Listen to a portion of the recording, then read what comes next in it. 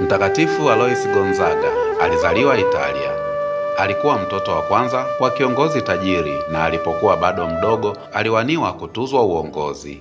Hata hivyo alikataa urithi huo na kujitoa kikamilifu kwa maisha ya dini katika shirika la Jesuiti huko Roma.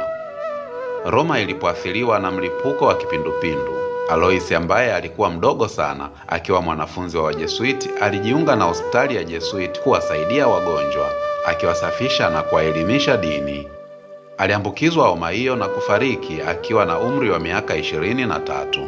Mtakatifu Alois Gonzaga ni mfano mzuri wa kujitoa, moyo wa utabiri na baraka za huduma kwa maskini. Ni wa mfano bora kwa vijana na wanafunzi, akihimiza uwezo wa matendo ya huruma hata kwa wazima na matatizo ya afya ya dunia. Yapo mengi ya kujua kuhusu watakatifu. Tafadhali tembelea mitandao yetu ya kijamii.